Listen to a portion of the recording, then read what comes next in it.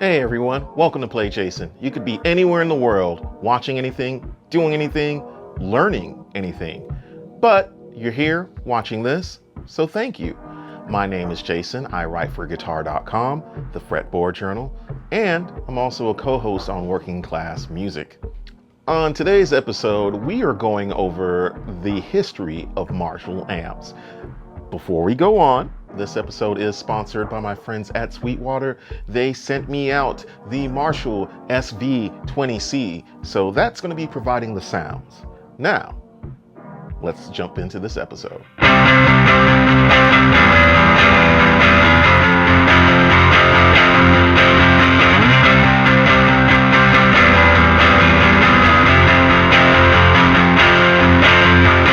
If rock and roll had a voice, it'll probably be running through a Marshall. From Hendrix to Slash, from bedroom shoegazers to stadium crushers, Marshall amps are the sonic DNA of modern guitar tone. But how did a London drum shop become the loudest name in music? Let's find out.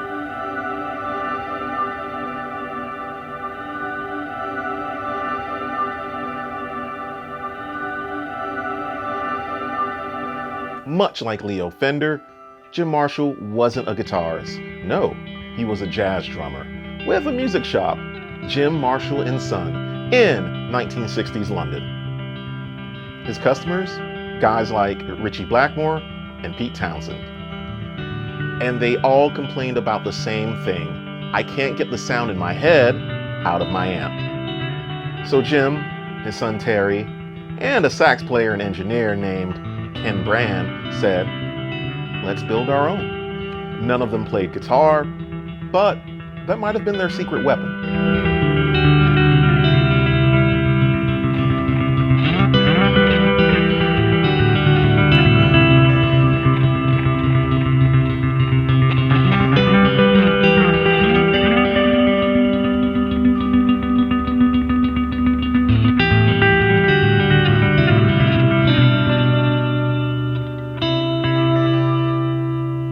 Their first amp, the JTM 45, released in 1962, 23 units sold on day one.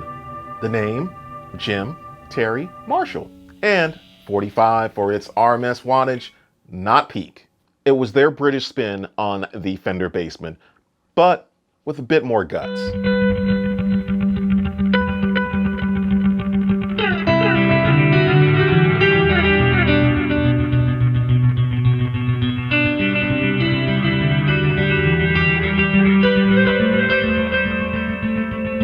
This was more than volume. It had character, touch sensitive, dynamic, and just on the edge of chaos. But then Pete Townshend walks in and says, I need more power, which Jim probably responded something like this. I'm giving her all she's got, Captain. If I push it any harder, the whole thing will blow. But seriously, Jim replies with, how about an 8x12 cabinet?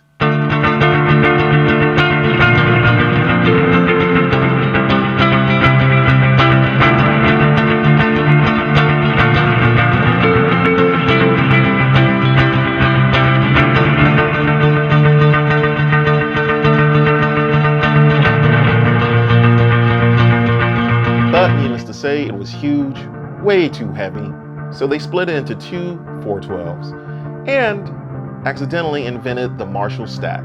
Looks epic, sounds enormous. Your spine never forgave them, but your tone did. Then came a moment that changed everything.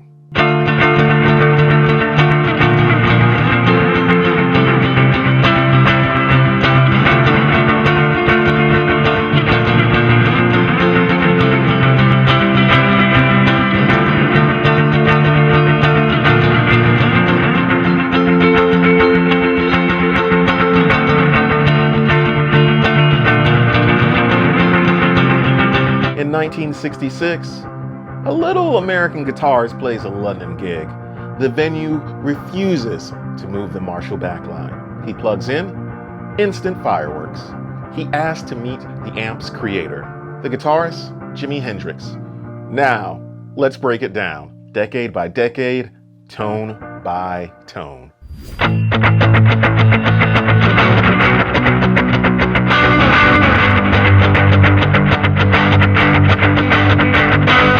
1960s, the Bluesbreaker combo.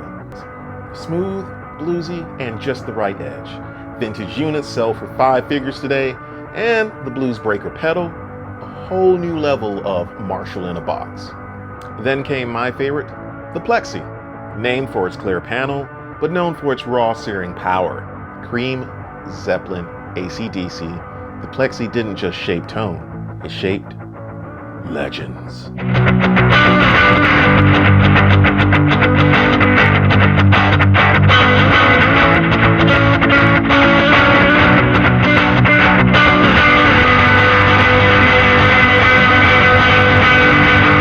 We move on to the 70s and 80s, and next up, the JMP series. The big innovation this time, a master volume. Now, you could drive the preamp without breaking windows and going deaf. Players like Slash, Zakk Wylde, and Randy Rhoads found their voice in these. Then the JCM 800 came along in the early 80s, built for high gain, perfect for hard rock and metal. Affordable, reliable, and gloriously loud.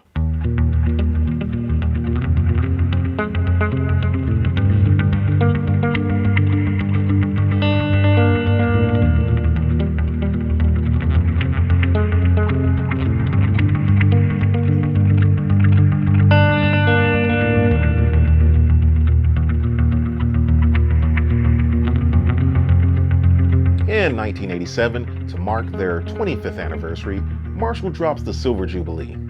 Silver finish, extra features, instant classic. Legend has it, it's Slash's favorite live amp. If you listen closely, he still uses them today. The 90s brought DSL and JVM lines. Not quite vintage legends, but reliable, versatile, and tube-driven. Dual channels, more modes, perfect for modern players juggling clean, crunch, and lead tones on the fly. You'll see them on stages everywhere. That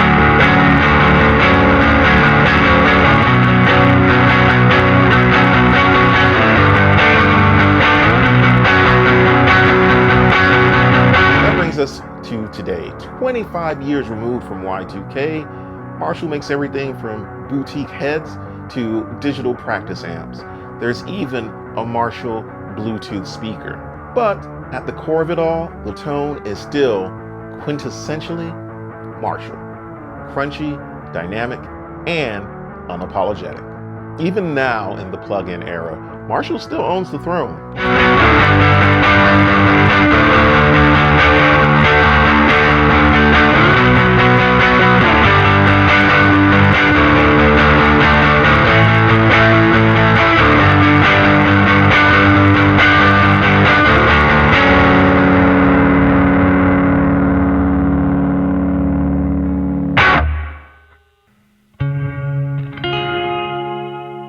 However, Jim wouldn't be around to see a lot of this. Jim Marshall passed away in 2012, but his legacy, still louder than ever. He didn't just build amps. Arguably, he helped build the sound of rock and roll.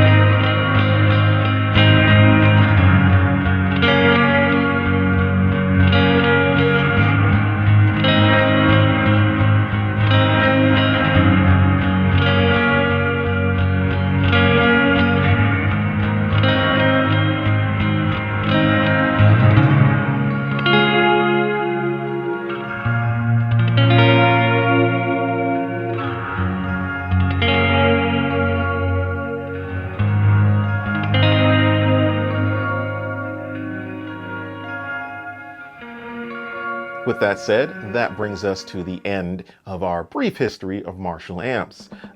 Thanks again to my friends at Sweetwater for sponsoring this. Really appreciate it.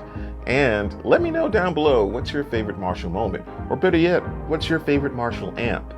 Let me know down below. Thanks again. Like, subscribe, comment, and laters.